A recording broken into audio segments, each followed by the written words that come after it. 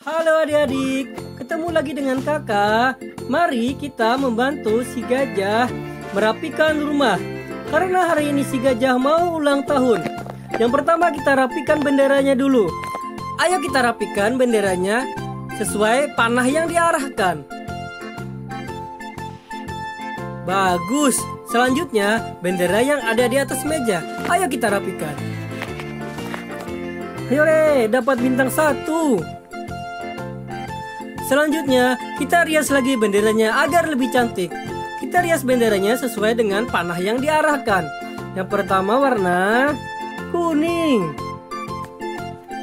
Yang kedua warna hijau. Kita letakkan di sini. Yang ketiga warna biru. Yang keempat warna biru muda. Yang kelima warna merah muda. Yang keenam warna merah.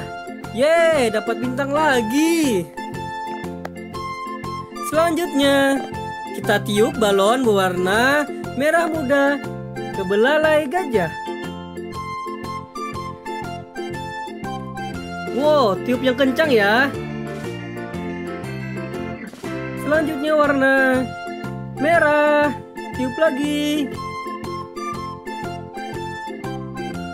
Bagus. Selanjutnya warna hijau. Pintar. Terus warna kuning. Luar biasa. Dan terakhir warna biru. Bagus. Yeay, dapat bintang lagi. Si gajahnya sangat gembira. Selanjutnya, kita letakkan ceri di atas sesuai dengan panah yang diarahkan. Wow, bagus. Terus lagi ada ceri yang satu kita letakkan. Dan yang terakhir kita letakkan di sini.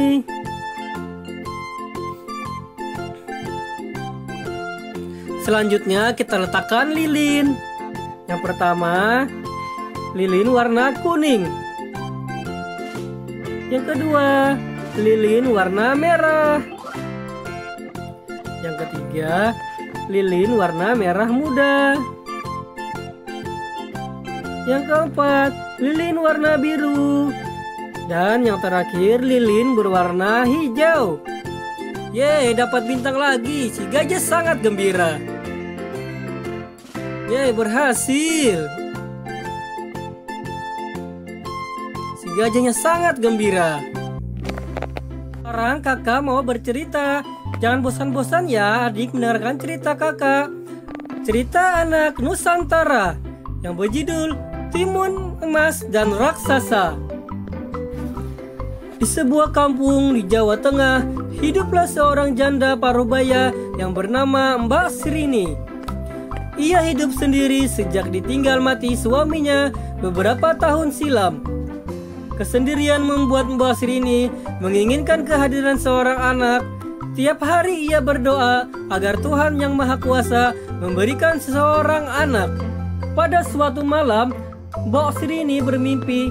Dalam mimpinya, Mbak Srini bertemu sesosok raksasa yang menyuruhnya pergi ke hutan untuk mengambil bungkusan kain berwarna putih di bawah pohon besar.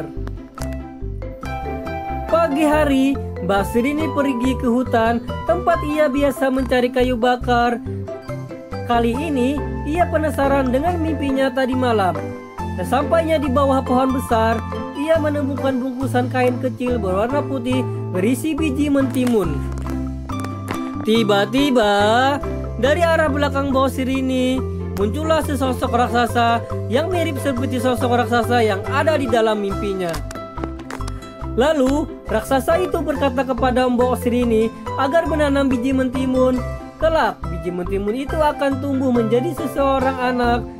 Jika sudah dewasa, serahkanlah anak itu kembali untuk menjadi santapan. Meski masih merasakan takut yang luar biasa setelah bertemu raksasa, Mbok Srini membawa pulang biji mentimun itu, lalu ia tanam di pekarangan rumah.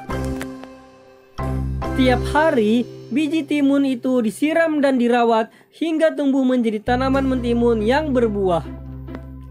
Anehnya, buahnya hanya satu, berwarna kuning keemasan dan terus membesar hingga mencapai seukuran bayi manusia. Lalu, Mbok Sirini memetik buah mentimun yang sudah matang itu untuk dibawa ke dalam rumah.